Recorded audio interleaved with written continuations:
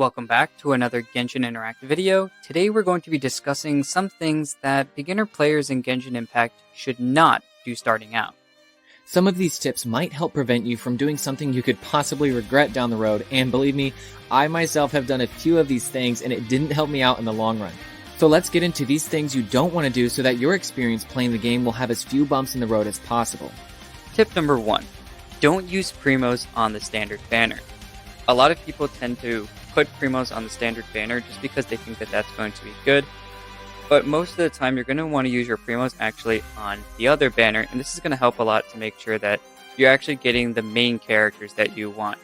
You're going to get a lot of wishes and a lot of other ways to get the certain types of fates, which are called point fates, to use on the other banner. So make sure to focus on getting on the main banner or the character banner to use your primos on. Yeah, I just know from the past, I actually wished on this standard banner. I used quite a bit of primos, probably around 10 to 15,000, and I've always regretted it because all that banner gave me was like 2 Aquila Favonias, just weapons, and I still don't have the characters I was wanting. I was wanting to get Mona so bad that I did this, and just letting you guys know, don't do this if you really want to spend your wishes and Primogems wisely. Our next tip number 2. Don't wish before learning how the pity system works in Genshin Impact. The pity system is a little different than maybe a gacha game you played before, and if you don't know how the pity system works in your wishing, unless you're a casual player who you just kind of want to see what happens, maybe see what you get, because you know you're not going to be too invested in the game in the first place, then that's okay. But if you really want to play this game way down the road and kind of get the most out of your experience in the game, then you should learn how the pity system works. That way you can plan efficiently for who you want to get in the future. Exactly. I totally think that people just need to focus on figuring out how pity works so that they can focus on actually making sure that they have enough wishes in the future to get a certain character. It helps them kind of plan certain things out.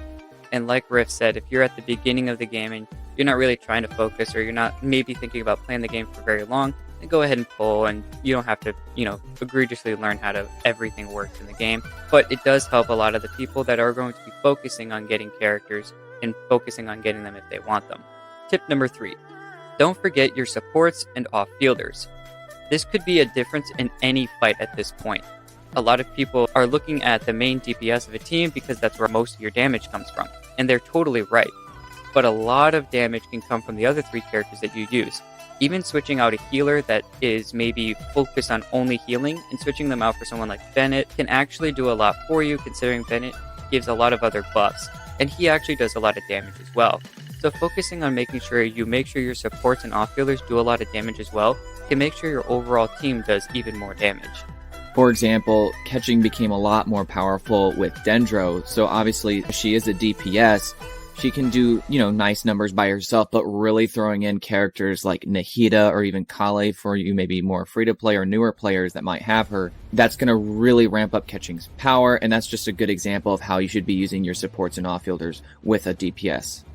Tip number 4, and this isn't necessarily a don't, but it's really more of a caution from us.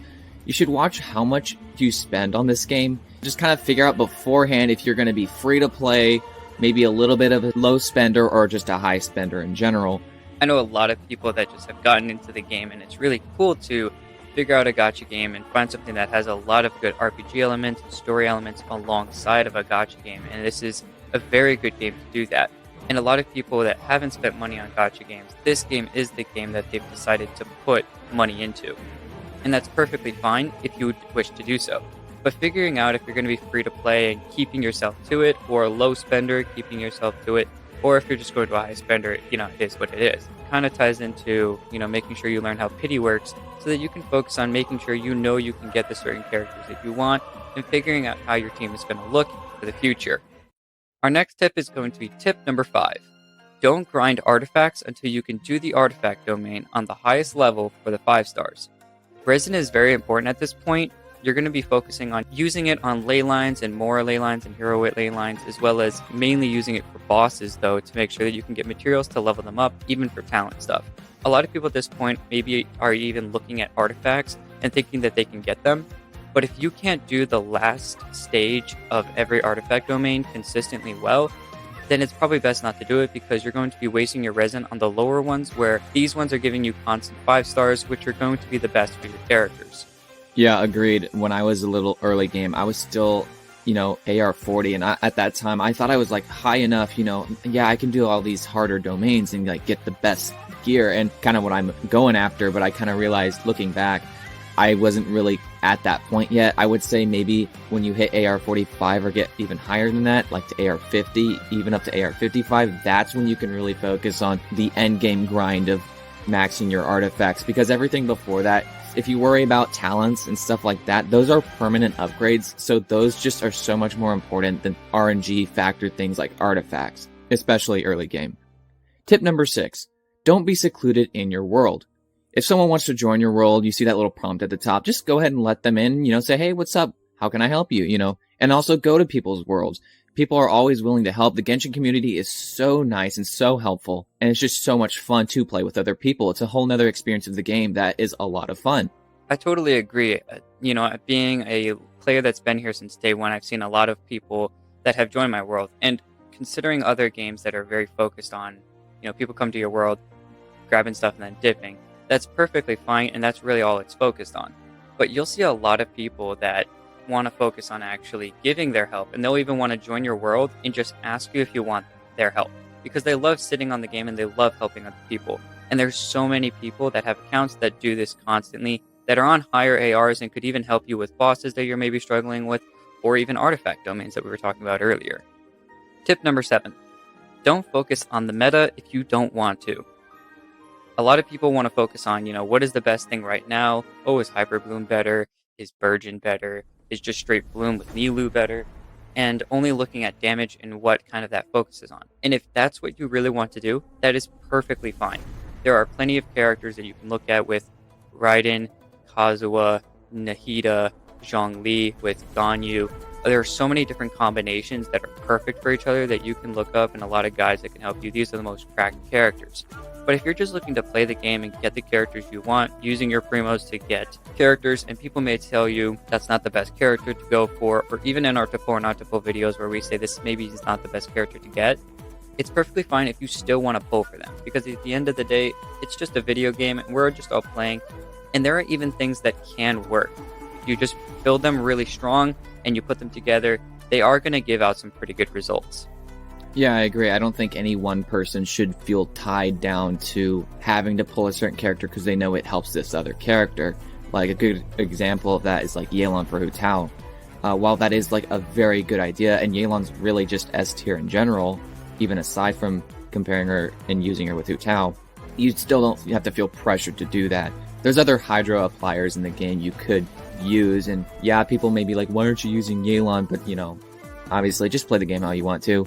And I feel like this tip kind of brings back a little bit of what we said in number 4 about kind of figuring out what kind of player you're going to be as far as like how much you're going to spend. If you're focusing on meta, then it's going to be really hard not to spend, because let's be honest, when MiHoYo puts out new characters and new regions, it usually always becomes the meta. Like we have Fontaine coming out soon, and the meta is going to be Focalor most likely. I think Dendro's still going to be pretty powerful, but that is just something to keep in mind. Staying on top of the meta also involves a lot of time, dedication, and even in this case as a gacha game, money. Tip number 8. Don't forget to explore alongside getting teleport waypoints and statues of the 7 to help you out. And I think this is pretty important as it is an open world game. Picking up everything you see, grabbing these teleport waypoints and the statues is going to be very helpful for you because, well, as an open world, teleporting on will and fast traveling is going to save you so much time in the long run than walking very far distances. Of course, in the beginning, it's going to be that way just because you have to unlock the waypoints and do story and unlock regions. But all of that experience is a lot of fun and something you definitely shouldn't miss out on. I think it's very good because, yes, exploration is very good to get around and figure out things and do things. But sometimes you may only have time to get on, do your commissions, do your expeditions, maybe use your resin.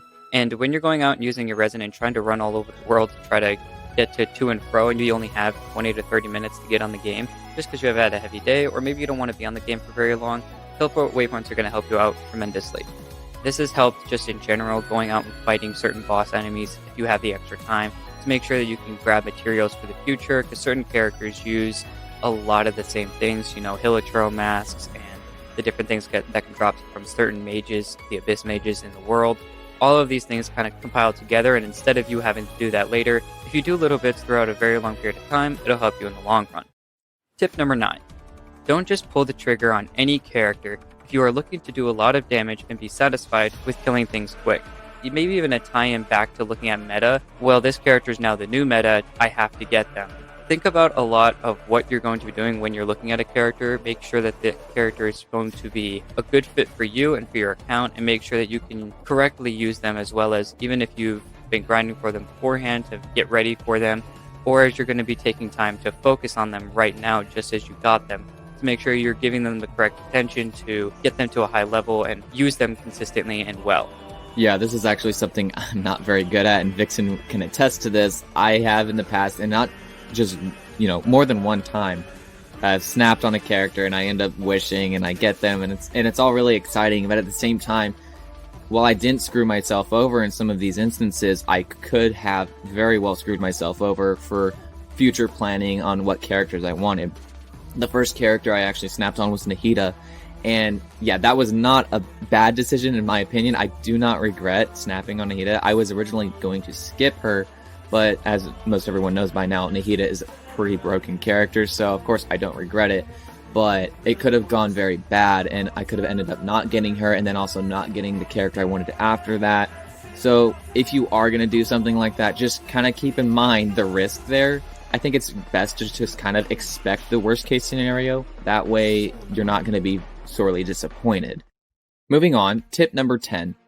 Don't forget to watch our 10 tips guide. And all jokes aside, there is so much useful info that we put in that video that everyone can use, either as a beginner, which we're targeting in that audience, but also it's a good refresher for even people like us, people who are even AR55 or higher. There's some info in there that's just like good food for thought, and like, oh yeah, I forgot about that.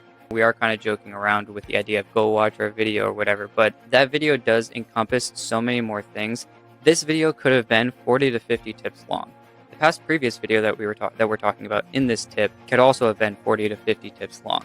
But we're focusing on these other 10 tips that we're talking about. These things that you should do are basically the opposite of the don'ts of right now, but they help you focus on some other extra things, like making sure you do your commissions daily, like I was talking about earlier, making sure you're doing a lot of your resin and how you're using it. And it's a lot of the do's that you need to make sure you do correctly. A lot of this video is going to be focusing on what not to do to make sure that you're focusing on staying away from everything that's not good for you to do right now. And the other video is going to make sure that you need to focus on the things you need to do. We hope these tips could help you out by dodging some bullets on things you should not do at the early stages of Genshin Impact. Again, make sure to check out the 10 beginner tip video on our channel to see what you actually should be doing. Thank you for watching, and we'll see you in the next one.